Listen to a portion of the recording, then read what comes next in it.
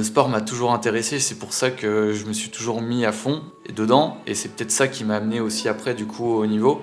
Malheureusement pour moi, à 17 ans, je suis tombé lors d'un entraînement. Je me suis fracturé le fémur en deux. En gros, on fait 3 semaines à la maison, 2 semaines de compétition, 3 semaines à la maison, 2 semaines de compétition.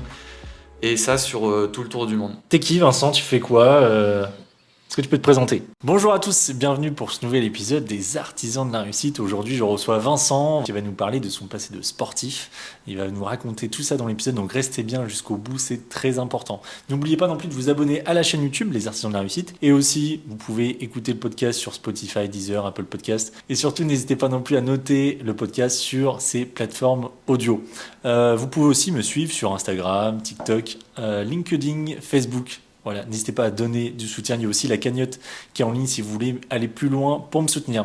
Allez, moi je vous laisse en notre compagnie. J'espère que vous allez passer un bon moment et je vous dis à la prochaine. Bonjour Vincent, je suis content de te recevoir sur le podcast. Je suis content d'être là moi aussi. Ouais, parce que ça fait un moment qu'on en avait parlé. Ouais, ça fait un moment qu'on en avait parlé. Ça doit bien faire un an, je crois.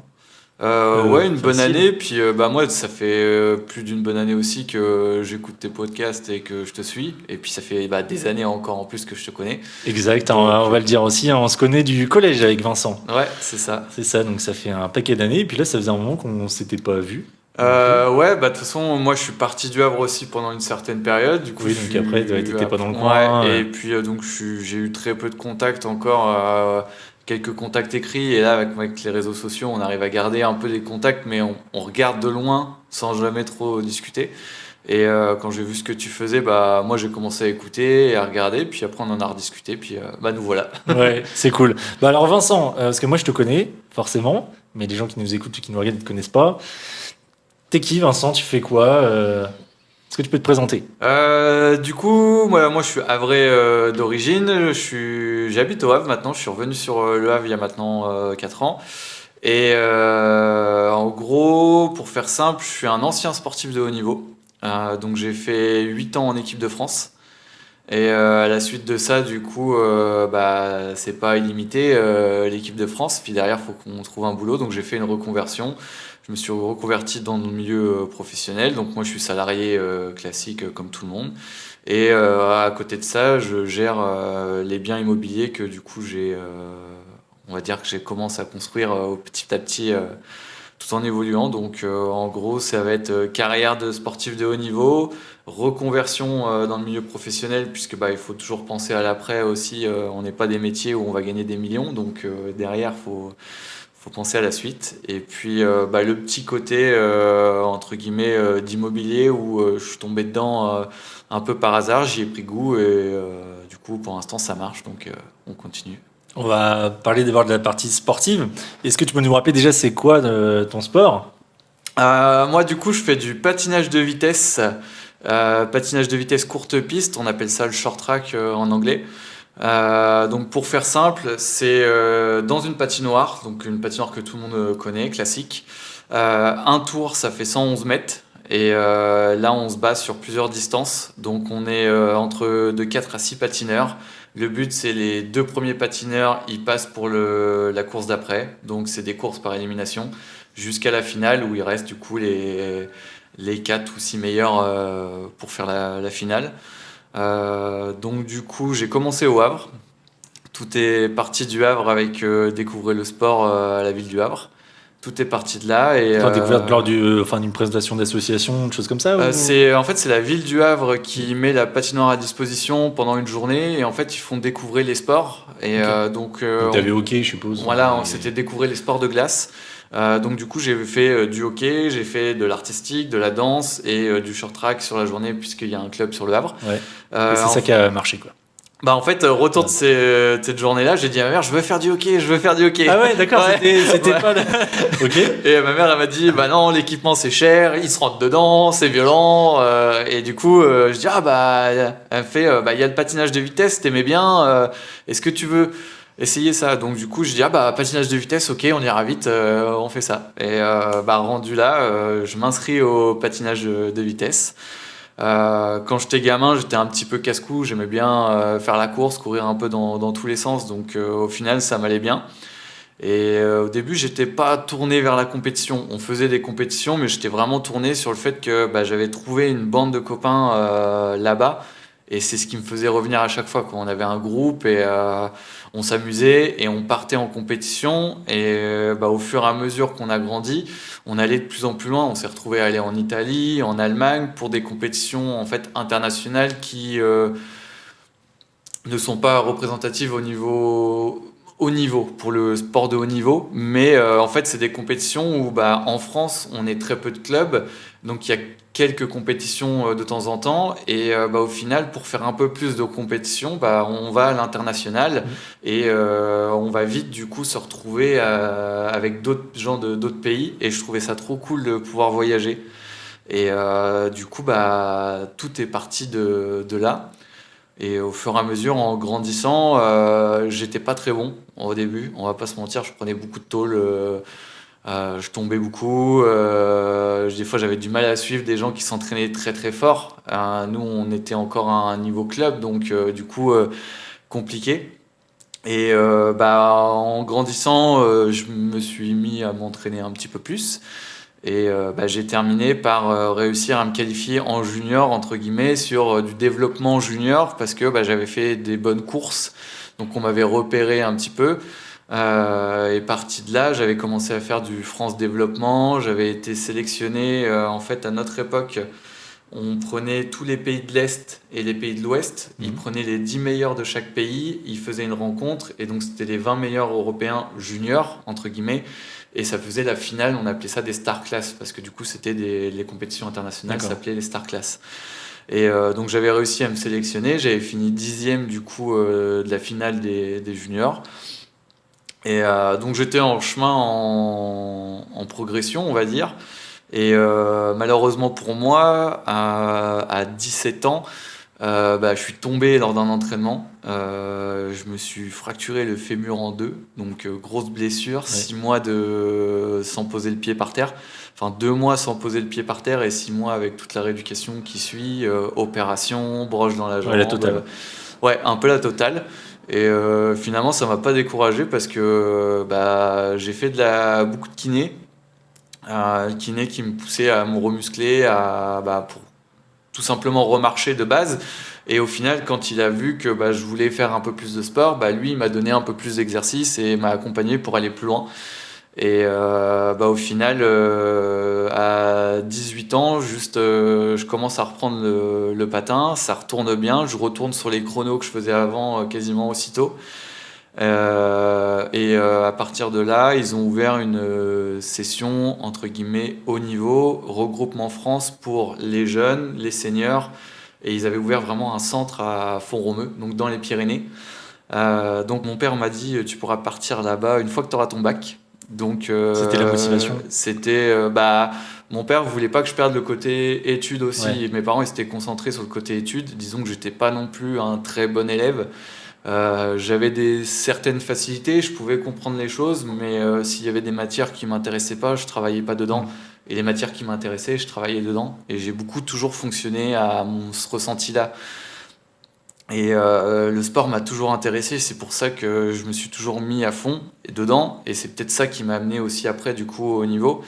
Et il y a des matières comme les langues où, personnellement, pourtant j'allais à l'étranger, mais pour le coup, je m'intéressais pas plus que ça aux langues, quoi. Et donc là, concrètement, sortie d'école, parler une langue étrangère, c'était, je parlais aucune langue, quoi, à part le français. Et encore un français, j'étais pas très branché lecture, donc je faisais beaucoup de fautes. Et c'est plus tard que je me suis appliqué quand j'ai dû faire des demandes de subventions, des lettres, des courriers, en se disant oui, là faut que je fasse attention. Là c'est important, il faut. Voilà. Il faut vraiment... Donc c'est un peu plus tard des fois que je me suis rendu compte que en me disant j'aurais peut-être dû travailler un peu plus, ça m'aurait aidé pour ça, ou j'aurais peut-être dû.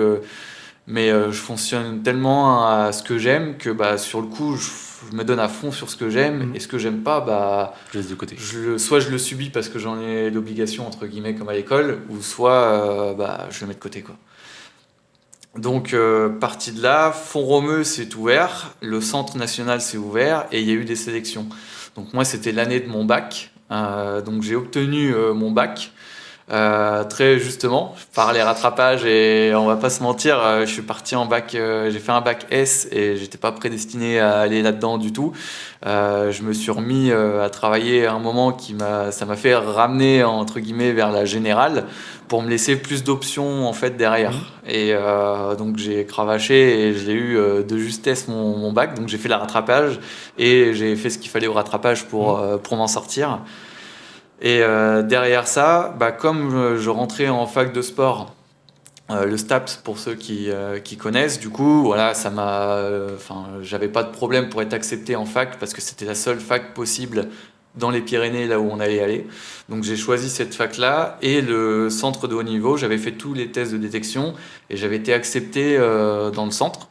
Donc à partir de 2010, nouvelle vie, hein. Je pars vivre à 1000 km de chez moi tout seul. Donc à l'époque j'avais acheté une petite voiture, je prends ma 306. C'était facile pour toi de partir comme ça loin ou c'était quand même sortir de ta zone de confort? Je me suis jamais posé la question. En fait, ça s'est fait tout seul en fait. Ouais, c'est ça. Mon père m'a accompagné, il nous a emmenés sur place. Et en fait, mon petit frère s'est mis à faire le même sport que moi. Et lui aussi a été pris en sélection, mais lui en internat, en fait, dans quelque chose de plus cadré. Et donc, en fait, mon père nous a déposés, mon frère et moi, dans les Pyrénées. On a fait le voyage ensemble. Et pour moi, j'avais juste l'impression de partir un peu comme en compétition, en stage. Et c'est une fois sur place et tout seul dans ma chambre, au bout de 2-3 semaines, que je me suis dit ah bah ouais, maintenant t'es tout seul en fait. C'est pas qu'un stage. Ouais. Et mais en étant tout seul, mais en même temps, on s'est retrouvé avec une équipe, plusieurs autres de plein d'autres clubs. On se connaissait tous parce qu'on se battait tous les uns contre les autres au final à ce moment-là. En arrivant à Font-Romeu, moi je passe en équipe senior, donc en gros plus de 18 ans senior, moins de 18 ans junior. Chez nous, voilà, il y a quelques catégories pour différencier en dessous, mais pour faire simple, avant c'était championnat du monde junior et compétition junior pour les jeunes, et à partir du moment où tu as 18 ans, t'es lâché avec tous les fauves. Donc je sais qu'il y a des catégories, par exemple en aviron, il y a de l'U23, comme au foot, des fois il y a de l'U21, ouais. Il y a des catégories d'âge ou autres, ou des catégories de poids. Chez nous c'est moins de 18 plus 18. Du coup, je fais une médaille sur le championnat de France élite et je suis sélectionné pour faire mes premiers championnats d'Europe senior dès le début, sachant que j'ai pas fait de championnat du monde junior ou de grande coupe junior parce que j'en ai fait une au tout début et j'ai eu ma blessure qui m'a complètement arrêté à ce moment-là. Donc au final, dès mon arrivée, je suis en confiance, je suis motivé et j'intègre entre guillemets les compétitions, les hautes compétitions.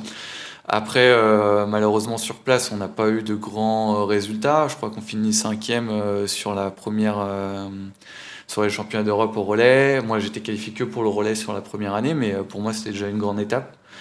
Et tout s'est enchaîné les années d'après. Au final, j'arrive à me sélectionner pour les Coupes du Monde. De temps en temps, je ne suis pas sélectionné, mais majoritairement, j'arrive à partir en Coupe du Monde. Et donc là, on va dire, une routine de compétition internationale s'installe, où on a les sélections en septembre.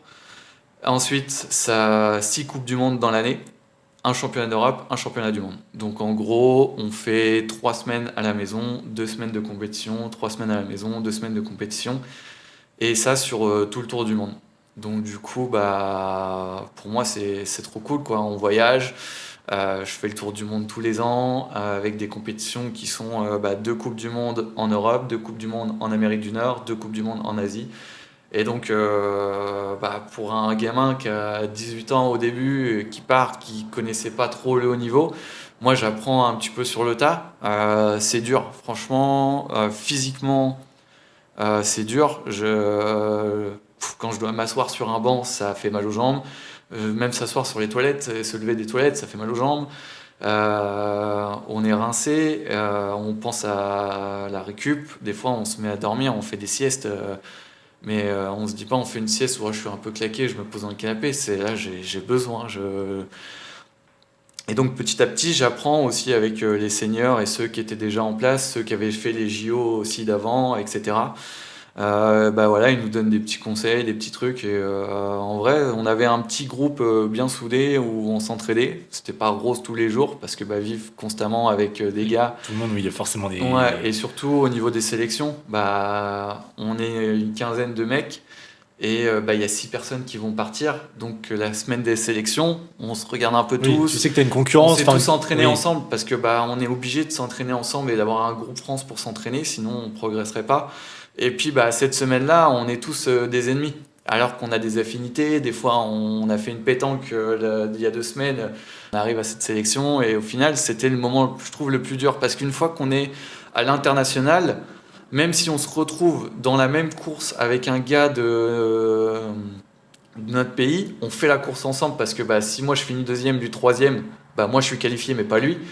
Mais en même temps, on est du même pays, donc on se dit qu'on va pas se mettre des bâtons dans les roues entre nous, ou se bloquer, ou se forcer, mais plutôt s'utiliser l'un Ouais. avec l'autre.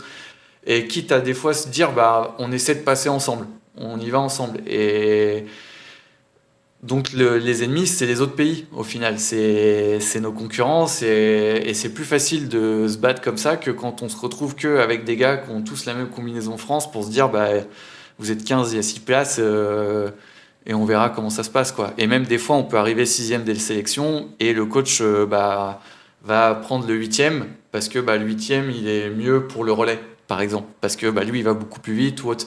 Donc l'assurance de faire une bonne perf ou de finir dans les 6, ça déterminait pas non plus. Il y avait quand même une réserve au niveau de...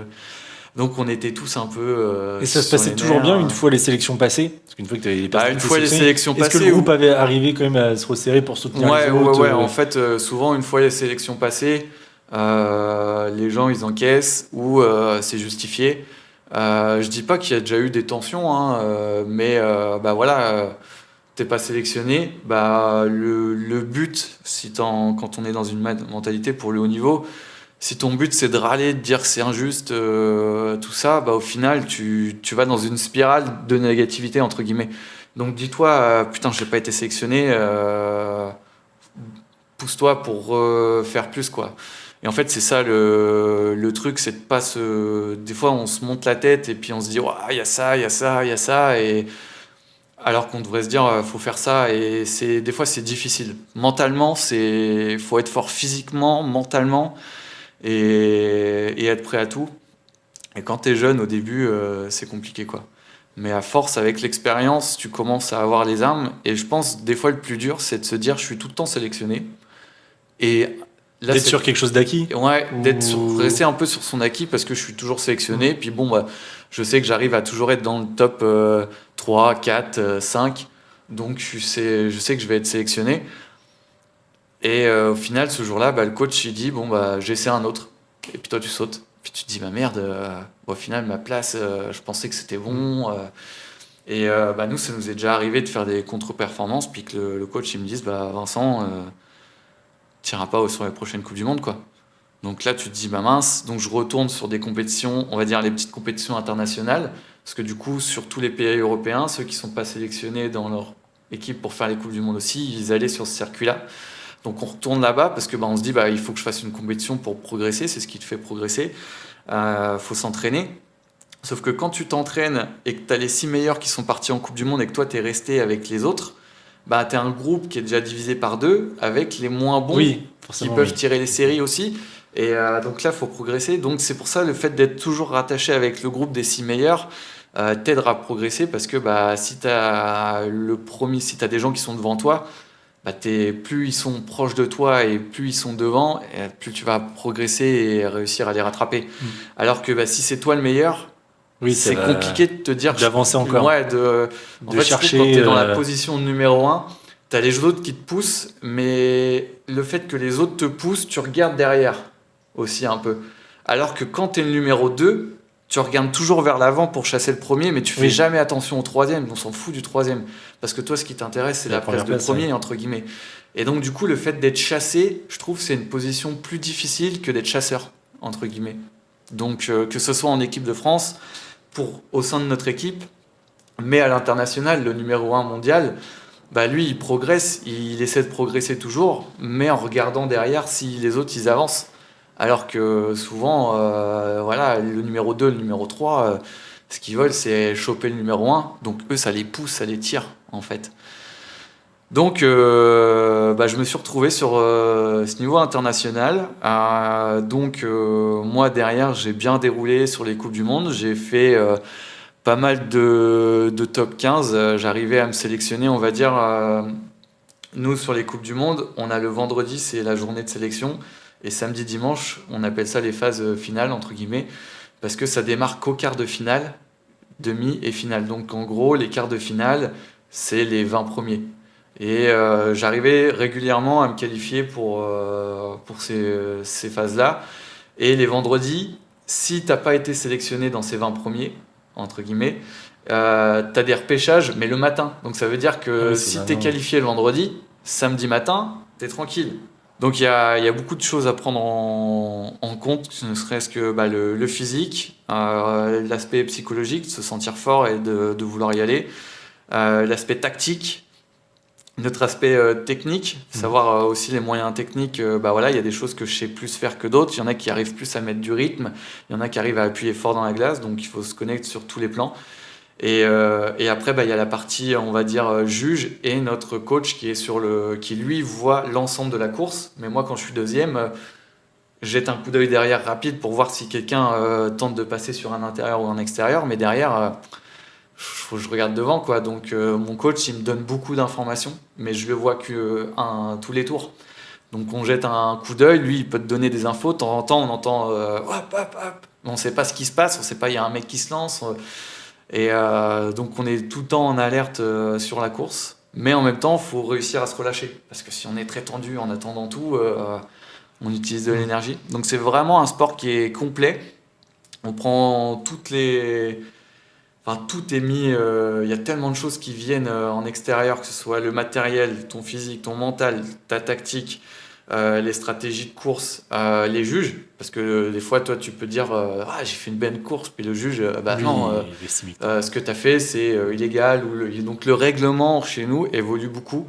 Des fois, on favorisait le dépassement.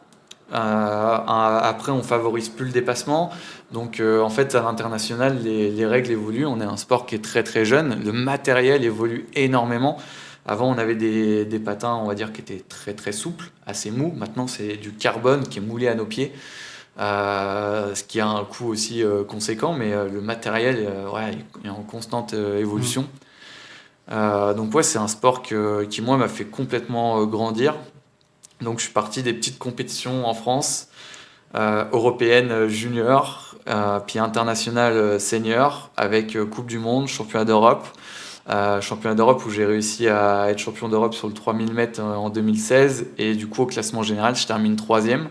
Donc c'est un de mes meilleurs résultats sur le championnat d'Europe. Les championnats du monde que j'ai fait trois fois.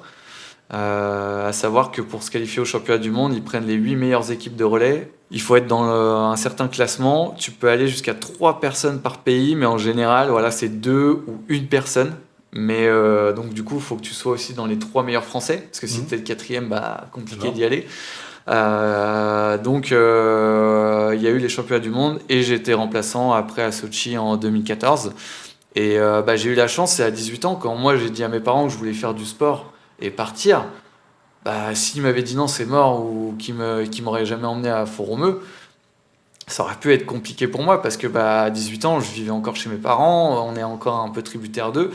Et moi, je les remercie beaucoup au final de m'avoir soutenu Oui, ils t'ont là-dedans. soutenu vraiment. Ouais, à fond, et toute Mhm. ma famille, quoi. Aussi, tout le monde me soutenait. J'ai jamais eu de quelqu'un qui me disait, ouais, ce que tu fais, c'est. Pourquoi tu cherches T'as pas à toujours eu un travailler? bon entourage. Je vous fais une pause de quelques secondes pour vous rappeler que c'est important de vous abonner aux différents comptes Les Artisans de la Réussite sur les réseaux sociaux. Vous allez pouvoir retrouver toutes les informations en description de l'épisode. Cet épisode est d'ailleurs disponible sur toutes les plateformes de streaming audio et également en vidéo sur la chaîne YouTube, sur laquelle vous pouvez également vous abonner pour soutenir les artisans de la réussite. Pour rappel, hein, c'est un podcast, mais c'est aussi des vidéos dédiées aux artisans, donc n'hésitez pas à aller voir ça, à soutenir tout ça. Si vous voulez aller plus loin pour soutenir les artisans de la réussite, il y a également une cagnotte Tipeee qui est en ligne, qui est aussi en description de cet épisode. Donc n'hésitez pas à aller voir ça et à me soutenir si vous voulez aller plus loin avec moi. Allez, sur ce, je vous laisse avec la suite de l'épisode. J'espère que ça vous plaît et moi je vous dis à très vite. Ouais, C'est ouais. bien, ça. Et du coup, bah moi, quand je vois des gens qui ont envie de faire un truc, je suis dans le même principe. Leur but, c'est leur dire fonce, mais à la limite, entoure-toi pour savoir comment t'accompagner et faire les choses de façon à ce que ça soit facile et que ça se passe bien. Mm. Mais pour moi, faut foncer quoi. Et pareil, quand je vois que j'ai des potes qui me disent oh putain, mon taf et tout, ça me saoule et tout, je dis bah Change. regarde autre chose. Je dis regarde ce qu'il y a autour. Je dis t'es en CDI, t'as la sécurité, mais du coup t'as la sécurité de te dire bah ça te laisse le temps de chercher un truc qui te plaît quoi. Et je lui dis bah hésite pas, même pendant ton CDI, entre guillemets, à prospecter, regarder, machin. Et bah voilà, moi je suis comme ça. S'il y a quelque chose qui me plaît plus qu'autre chose, bah je pars. Et je pense qu'on est une génération maintenant où, bah, comme nos parents, ils avaient un CDI puis ils allaient jusqu'au bout. Tu vois, Ouais, c'était carriériste. c'était une autre époque. Et je trouve que maintenant, nous, on s'écoute un peu plus. Puis même maintenant, on pense à la charge mentale, les trucs. Même moi, quand j'ai commencé le sport de haut niveau, il n'y avait pas de charge mentale. C'était, T'en parlais pas. Enfin, t'es fort mentalement ou t'es faible, bah tu craques Tant et pis. tu disparais, quoi. C'était un peu ça. Maintenant, même si mentalement c'est un peu plus dur ou que t'as des trucs, bah on vient essayer de t'aider, ouais, on va chercher des solutions. ouais, on justement. essaie de t'accompagner un peu plus. Alors que des fois, on va pas se mentir, on était 15. Le coach, des fois, il a pas le temps de coacher les 15 sur la même séance. Si toi, tu es au fond du trou et qu'il voit que ça va pas, Tant pis. bah, il en a 10 autres qui marchent très bien. Lui, il est sur les 10 autres. Quoi. Donc, après, c'est aussi à toi de venir le voir, d'en parler et de te dire ah, ça va pas, il faut que je fasse un truc, qu'est-ce que tu peux me conseiller mais c'est difficile quand tu es au fond du trou, des fois, de ressortir ou d'envoyer tout ça. Quoi. C'est clair. Vincent, c'est quoi ta plus belle réussite? Parce que tu as un super parcours sportif. Ma plus belle réussite sportive. Alors, est-ce que c'est dans le sport ta plus belle réussite ou c'est bah, en fait, autre je chose trouve qu'il y a plusieurs réussites parce que bah, moi, j'ai réussi dans le sport, entre guillemets. Ouais. J'ai réussi à me faire la reconversion que moi, je voulais faire. Moi, je voulais être conducteur de train et c'était mon ambition. Et au final, je prenais le train depuis tout petit parce que mon père travaillait à la SNCF. Je prenais le train depuis tout petit. Du coup, j'ai réussi à faire ma reconversion et maintenant, bah, je suis conducteur de train. Je suis salarié dans une entreprise pour conduire les trains. Donc ça, tu l'avais déjà en tête? Ouais, bah en fait, petit. j'avais aucune idée de ce que je voulais faire tout petit.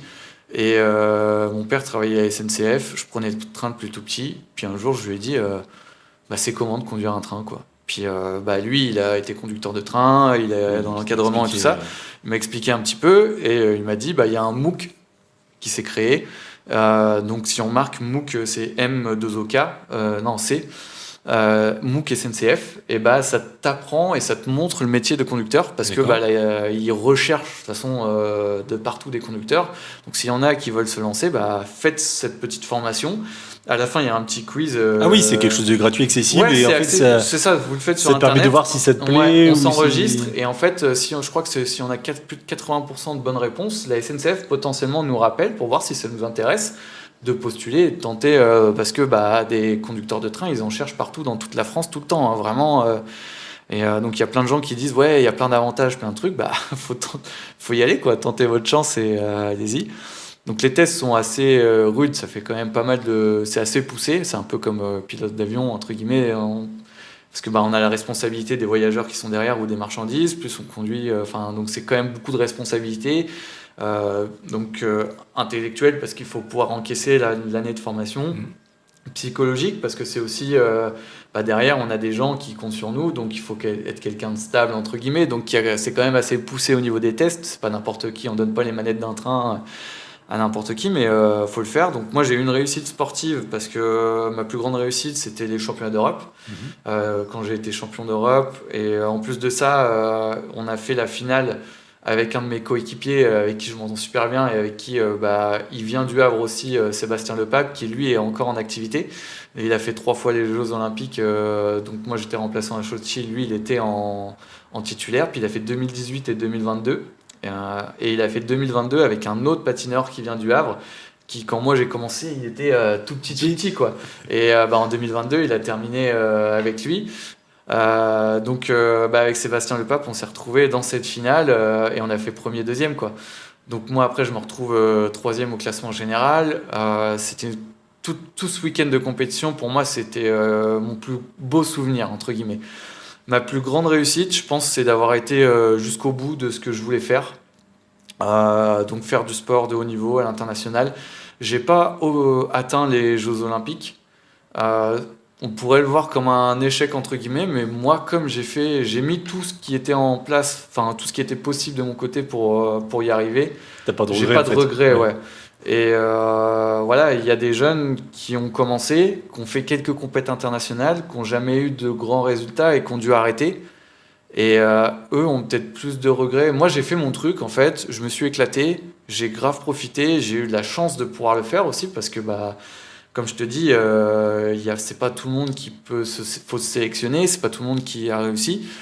Mais par Euh, contre, ce que tu as dit aussi, tu as insisté là-dessus, et c'est important de le dire, parce que des fois, c'est vrai dans le sport de haut niveau, enfin, quand on voit, nous, les gens, enfin, quand tu regardes les gens à télé ou autre, c'est vrai que tu vois que c'est facile, enfin, tu as l'impression que c'est facile, ouais. et en fait, comme tu le dis, même si c'était pas des facilités pour toi au début, et il y a eu Non. beaucoup de Et, travail. ouais, ouais.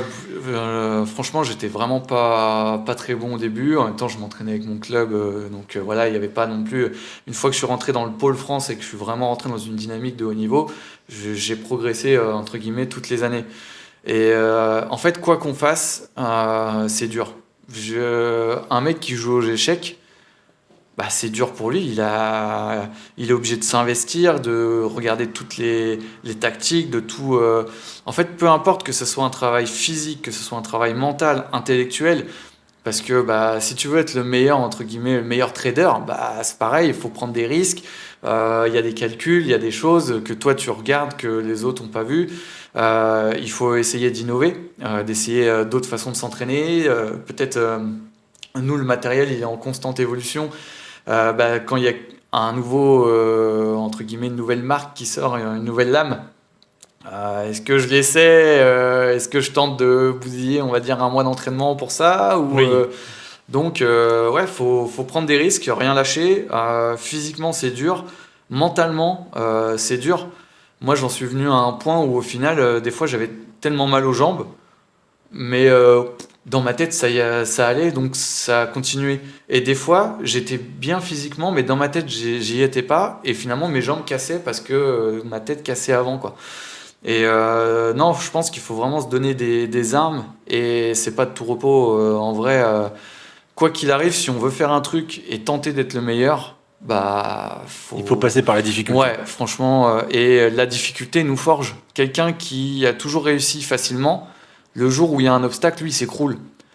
Alors que je trouve que la personne qui galère un peu, progresse, a toujours eu quelqu'un devant soi de meilleur, lui, il a peut-être plus de chances d'être fort constamment, alors que le premier qui a toujours gagné, une fois qu'il gagne plus, Mais comme tu le disais dans le patinage, la hmm, première place. ouais, voilà, et puis une fois qu'il gagne plus, ou qu'il arrive, par exemple, les juniors qui étaient très forts juniors, quand ils arrivent sur le circuit senior et qu'ils se font éclater, qu'ils se retrouvent 30e, 25e, 20e, ouah, ils sont découragés, ils s'en sortent plus. Et bah là, c'est ce moment-là qu'il faut se dire, bah ouais, t'étais junior, là maintenant on est avec tout le monde. Bah, ce que t'as fait en étant le meilleur des juniors, faut repartir et être le meilleur des seniors, quoi. Et des fois, les gens qui ont des... C'est là que tu te rends compte des gens qui sont prêts pour le haut niveau, c'est que dès qu'ils ont des obstacles, je vais pas te dire, ils mettent leur casque, ils regardent l'obstacle, puis ils têtent la première pour rentrer dans l'obstacle, entre guillemets, Pour pour foncer imaginer un dedans, petit quoi. peu, ouais, Ouais. Et ce puis que t'as tu veux ceux dire. qui restent bloqués à cet obstacle-là, et puis bah, qui cherchent, entre guillemets, le petit escalier facile pour pouvoir le passer, quoi. Donc, c'est ce que j'ai appris dans la vie, c'est qu'il y a rien de facile, quoi. Et pour moi, si tu veux quelque chose, tu t'en donnes les moyens. Tu seras peut-être pas le meilleur, mais si tu t'en donnes les moyens, tu arriveras au moins à pas avoir de regrets, à faire ce que tu as envie de faire, quoi. Et bah, il y a des choses que bah, l'anglais, je te disais, j'étais pas bon du tout. Bah, je m'en suis sorti, je m'en suis donné les moyens, j'ai réussi à parler anglais pour pouvoir me débrouiller, pour progresser. Donc faut forcer et je pense que c'est un état d'esprit que le haut niveau m'a donné aussi. Ouais. Je l'avais pas Ça t'a impliqué. spécialement au début. J'étais un petit peu dans mon monde. Moi je faisais ce que j'avais envie de faire et comme ça me plaît, j'y vais à fond. Et bah, le haut niveau, après, te donne encore plus de bases solides et de choses pour être concret. Mm. Donc, C'est une bonne mentalité en tout cas. Ouais. Vincent, on arrive bientôt à la fin du podcast. J'ai une question qui a été posée par la précédente invitée. Ouais. Alors cette question, c'est quoi ton plus grand rêve? Waouh, mon plus grand rêve. Putain, c'est vaste. Il n'y a pas de préparation, c'est comme ça. Mais je pense que j'ai pas deux plus grands rêves. Je pense que j'ai des rêves au fur et à mesure de mes objectifs. Quand j'étais, par exemple, dans le sport de haut niveau, c'était les Jeux Olympiques, une médaille olympique. Voilà, on vise, on rêve le plus. Je pense qu'on rêve le plus haut, quoi.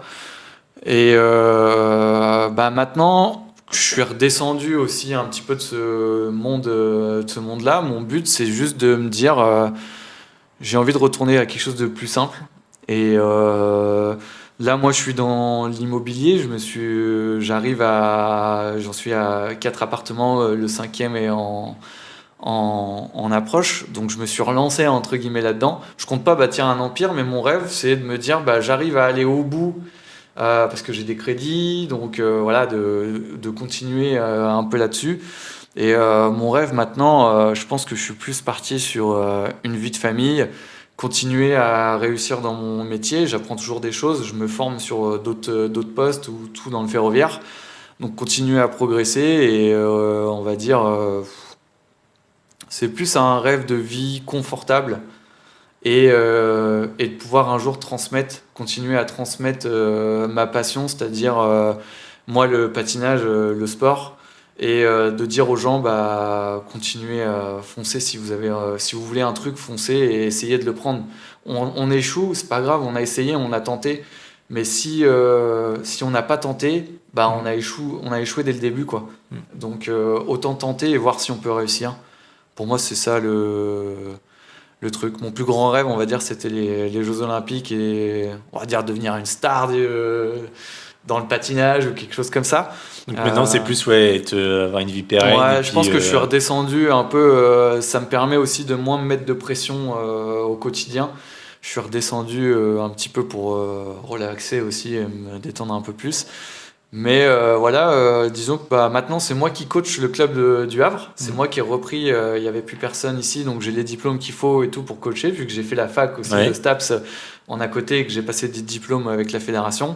Donc j'ai repris le club du Havre. Donc à la limite maintenant, s'il y a un gamin qui lui a un rêve de sport de haut niveau et d'olympisme, peut-être que mon rêve, ce serait moi de l'accompagner pour que lui il aille le plus haut possible et qu'il puisse rentrer sur le France ou entre guillemets poursuivre le rêve que moi j'ai pas pu faire, donner toutes les choses que toi toutes t'as les appris clés que j'ai pu apprendre et d'autre. tous les conseils que j'aurais pu lui donner pour qu'il ait les meilleures armes pour continuer. Et d'ailleurs c'est un petit peu ce qui se passe entre guillemets, vu que j'ai une jeune qui a fait ses premiers championnats de France l'année dernière dans sa catégorie et qui a ramené une médaille de bronze, quoi. Et elle est à fond.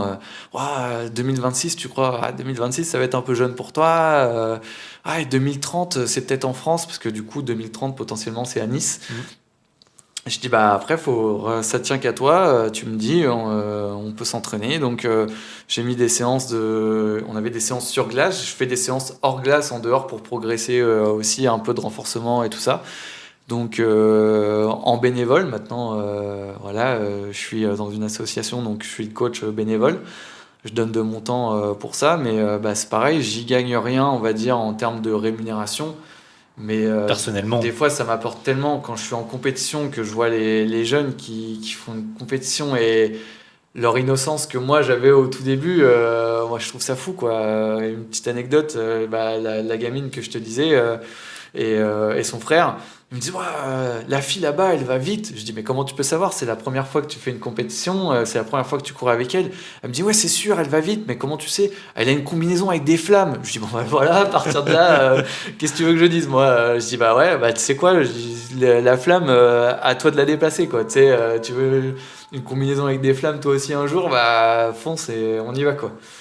Et non, les gamins ils se prennent au jeu et puis ils ont encore un peu cette innocence là, et quand ils font des compètes, à la fin le haut niveau, t'es toujours frustré quand t'as pas le résultat. Là, moi, je vois le gamin, il est 4e et il s'est pas sélectionné pour le tour d'après. Ouais, mais j'ai battu mon temps. Et puis, t'as vu, hein, le 5e, comment je l'ai doublé. Alors que quand tu arrives au haut niveau et que tu doubles le 5e et que tu te retrouves 4e, pour toi, tu te dis, si c'est une finale, tu te dis, oh putain, je suis au pied du podium, médaille en chocolat. Bon, ça te pousse des fois de te dire, bon, je suis quand même pas loin, ça te motive, mais t'es juste au pied du truc. Et tu vois, les gamins, des fois, ils sont là et ils te disent, t'as vu le 5e, comment je l'ai doublé il est focus sur. Et en fait, ils restent sur le truc positif, quoi. Ouais, Alors bien. que toi, t'as regardé le 3e qui était devant toi. Et donc, non, j'aime bien. Finalement, ça me ramène un peu à mes débuts, mon innocence aussi du début. Et moi, j'aime bien. Donc, n'hésitez pas à venir essayer à la patinoire le patinage de vitesse tous les vendredis. C'est 18h30, 19h30. Donc, venez à partir de 18h. Et puis, moi, je vous mets des patins au pied. Et puis, il y a 2 séances d'essai gratuites. Puis Vincent il est très cool, donc ça se Donc, passera forcément bien. ouais, on rigole bien. Et puis, en général, c'est assez ludique. Donc, on s'en sort. Et on peut aller jusqu'à très, très haut niveau. Puisque on a encore Sébastien Lepape et Quentin Fercoq qui sont en lice toujours pour essayer de se sélectionner pour 2026. Donc, ça sera à Milan. Donc, nous, on regarde ça et on peut continuer. Donc, chez nous, Le Havre, c'était une petite terre de champions. Je crois qu'on s'est retrouvé une fois à 5 patineurs du Havre en équipe de France Ah oui, c'est sélectionnés en énorme. même temps. Donc, ouais, sachant on était 4 mecs et une fille. Donc, il y a 12 personnes possibles pour les Coupes du Monde et 10 pour les championnats. Et donc, là, il y a la moitié de ces personnes, c'était des Havrais. Donc on a eu un grand club et c'est vrai qu'après le Covid, il y a eu beaucoup de gens qui ont arrêté, le club Ouais, était pas loin de la fermeture et on a relancé tout ça, ça se relance et là on est reparti, on a aussi une version Ice Cross, donc c'est un peu du short track, c'est de la course mais avec des sauts d'obstacles un peu comme le Red Bull Ice Cross. Ouais. Donc là maintenant c'est ATSX Ice Cross. Mais voilà, si vous voulez faire la course avec des patins donc des longues lames et des patins de vitesse sur un anneau pour aller vite, nous, au plus fort, on peut aller quasiment à plus de 50 km/h sur des vitesses c'est de pointe. Donc c'est beaucoup. Donc il y a cette particularité-là. Et on peut aussi faire le ice cross. Là, on met des patins de hockey. Pareil, c'est de la vitesse, il faut être le premier. Mais il y a un parcours, slalom, droite, gauche, des sauts, des tremplins, des réceptions à faire. Donc c'est un peu plus fun et ça ressemble un peu au skatepark du Havre, comme si on faisait une course dans un skatepark. Mais sur glace. Donc notre club a l'avantage de ces 2 disciplines, donc on peut passer d'une discipline à l'autre et on reste franchement un club assez attractif au niveau tarif, puisqu'on est aux alentours de moins de 200 € pour l'année pour le loisir. Et je crois que la compétition doit être un tout petit peu plus de 200 €. Mais pour moins de 200 €, en gros, vous pouvez pratiquer le short track. Donc ça fait moins de 20 € par mois sur l'année. Donc en soi, c'est très très accessible. Et on fait la location des patins. Donc il y a aucun. Voilà, tout est. C'est un global. Bon, si vous êtes intéressé par les sports de glisse, n'hésitez pas Faut pas hésiter à contacter Vincent. Vincent, avant de se quitter, c'est à toi de poser une question pour le prochain invité. Donc je vais te laisser regarder la caméra qui est juste là-bas et poser la question que tu veux. La question que je veux, je dirais... alors si tu avais quelque chose à changer pour atteindre la réussite que tu as eue ou que tu veux avoir et que tu aurais aimé changer dès le départ, qu'est-ce qu'il aurait aimé pouvoir changer dès le début en se disant je sais qu'en faisant ça serait parti beaucoup mieux. Ok. Donc, bon, écoute, on demandera ça au prochain invité. Y a pas de souci. Vincent, je te remercie d'être venu. Bon, on aurait pu parler encore de plein de choses. Hein. Ouais, forcément, ça aurait pu durer 3 heures. Ce sera peut-être l'objet d'un autre podcast. Hein. On verra ça. Je te remercie d'être venu. De rien, avec plaisir. De te voir. C'était un plaisir de te revoir aussi. Ouais. Moi, je vous dis à très bientôt pour un nouvel épisode des Artisans de la Réussite. Et n'oubliez pas, nous avons chacun notre propre vision de celle-ci.